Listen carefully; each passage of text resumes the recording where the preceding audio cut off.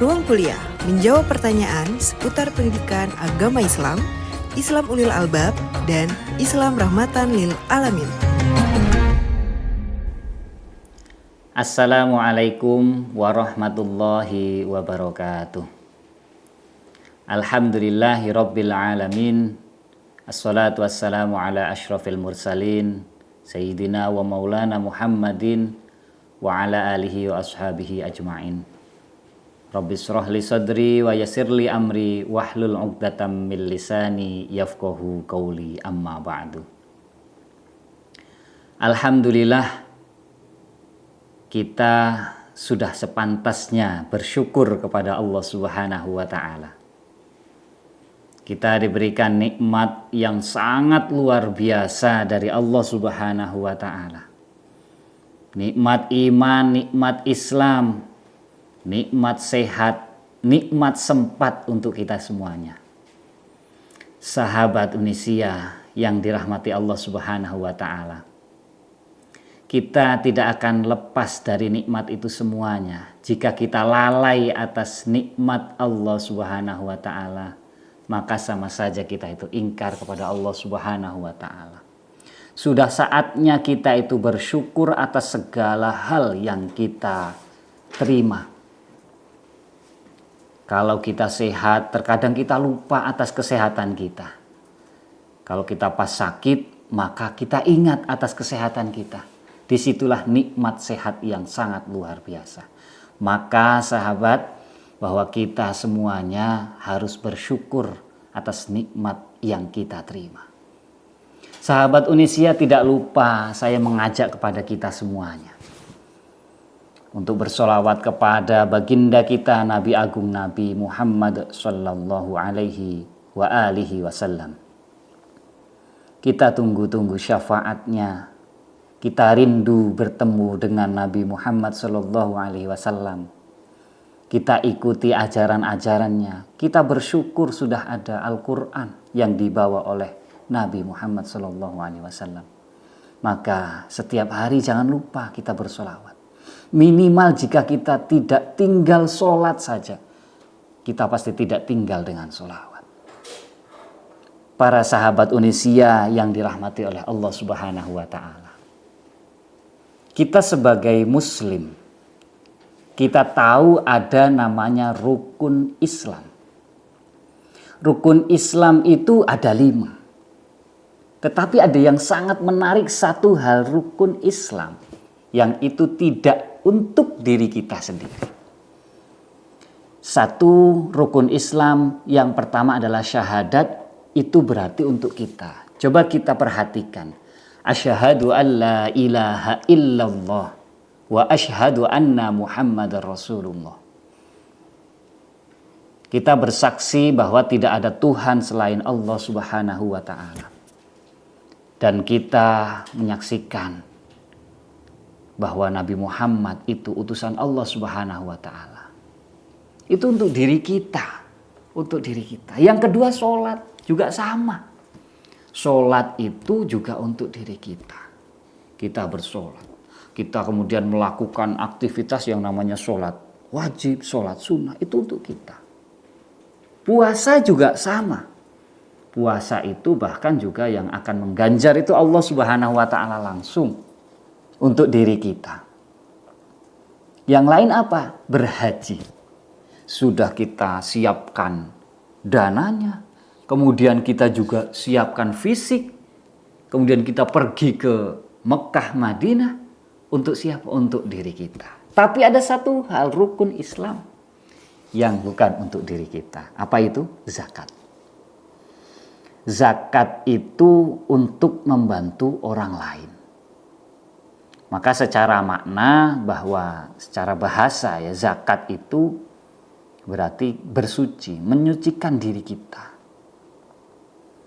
Secara terminologi, secara istilah, bahwa zakat itu segala sesuatu yang ada pada diri kita, materi kita yang sudah lebih nisabnya, kemudian kita juga sudah masuk kepada haul, maka itu yang dikatakan dengan terminologi kita berzakat.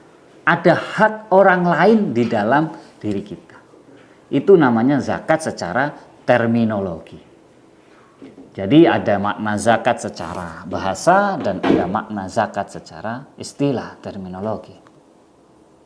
Maka dari itu sangat menarik sekali mengapa kok kita itu harus berzakat.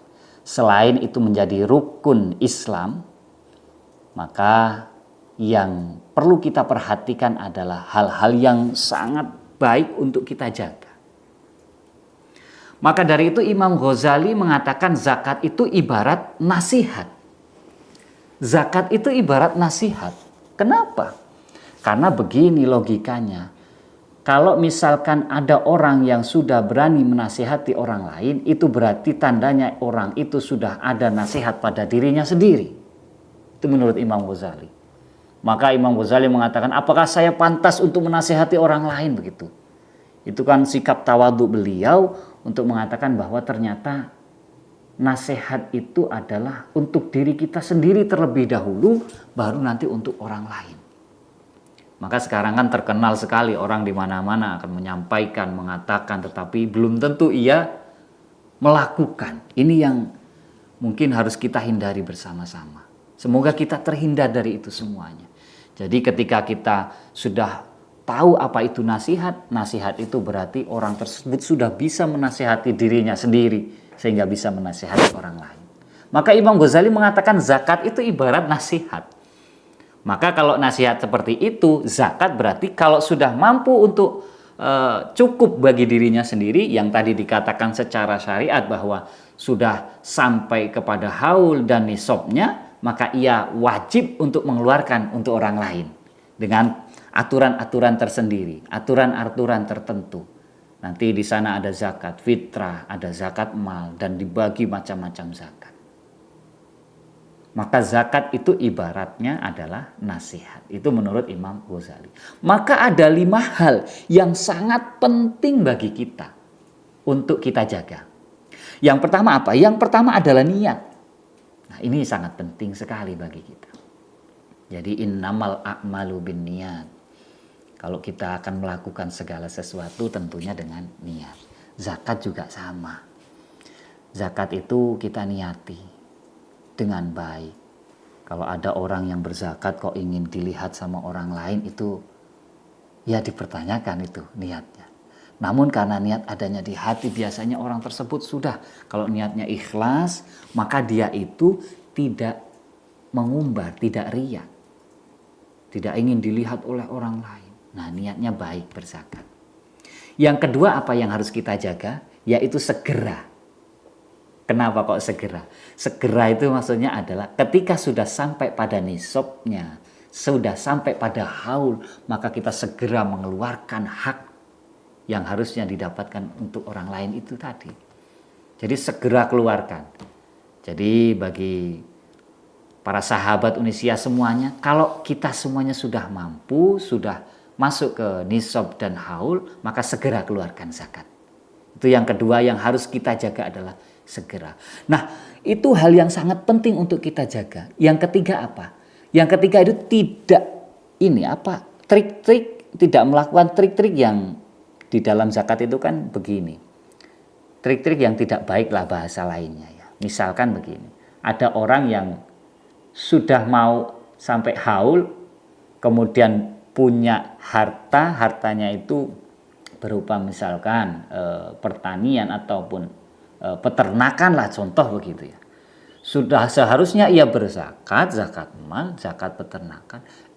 Sudah mau sampai haul, ia jual itu kambingnya, kemudian yang harus dizakatkan, tapi dia caranya itu menggunakan strategi yang tidak baik begitu. Nah, ini harus dihindari. 5 hal yang harus dijaga itu nomor 3 itu. Jadi hindari trik-trik yang kurang baik gitu. Nanti ada emas dihargakan perak, emas dihargakan seperti besi, contoh begitu. Itu kan trik yang kurang baik. Atau contoh-contoh yang lain. Artinya bahwa kalau kita berzakat itu hindari trik-trik yang seperti itu, strategi-strategi yang tidak baik. Itu yang harus kita jaga bersama-sama. Nah, yang keempat apa yang perlu kita jaga, sahabat Unisya? Yaitu berzakat untuk yang lebih dekat dari sekeliling kita. Nah, contoh kita berzakat itu, kita kan punya rumah ya, samping kanan kiri kita kan ada tetangga. Nah, itu kasih dulu kepada tetangga kita yang lebih dekat dengan rumah kita. Itu yang harus kita jaga, yang nomor 4 itu. Nah, jadi kalau kita punya saudara, nah jadi selain tetangga ya, kanan kiri rumah kita ada saudara, itu juga yang lebih diutamakan, kita beri mereka sesuai zakat yang kita keluarkan kepada tetangga kanan kiri kita atau saudara-saudara kita terlebih dahulu, lebih utama begitu. Nah, itu yang perlu kita jaga nomor 4. Yang nomor 5 yang harus kita jaga apa? Yaitu berikan porsinya kepada yang berhak menerimanya. Nah, ini jangan sampai salah. Terkadang tidak berhak menerima, dia menerima. Siapa yang berhak menerima? Ya 8 asnaf itu. 8 asnaf. Jadi sesuai siapa yang menerima itu dibagikan zakatnya itu kepada kelompok yang sesuai. Kepada kelompok yang sesuai tadi. 8 asnaf. Siapa itu? Fakir, ada miskin, ada amil, ada mu'alaf, ada ghorim, kemudian ada ibnu sabil, ada fi sabilillah. Nah, kemudian ada budak gitu. Nah, ini kan 8 asnaf yang harus kita berikan zakat itu. Oh, jangan-jangan mereka tidak miskin, tidak fakir, tidak termasuk ke dalam 8 golongan tersebut, tapi diberikan. Nah, ini yang harus kita jaga. Jadi 5 hal yang harus kita jaga bersama-sama terkait dengan apa? Terkait dengan zakat tadi. Yang pertama apa? Niat. Penting ini, penting sekali niat. Yang kedua itu apa tadi? Yang kedua adalah segera kita lakukan zakat kalau misalkan kita itu sudah punya hal yang ya artinya sudah sesuai dengan nisab, sesuai dengan haul tadi itu. Yang ketiga tadi apa? Yang ketiga adalah tidak melakukan trik-trik yang tidak baik ya. Itu harus kita jaga. Yang keempat lebih utama diberikan kepada yang tadi kanan kiri rumah kita, kemudian atau saudara-saudara kita. Nah, yang kelima tadi berikan kepada yang sesuai. Maka dari itu sahabat Unisya ada 4 hal rumus zakat. Ini menurut perspektif atau pandangan sufi gitu ya.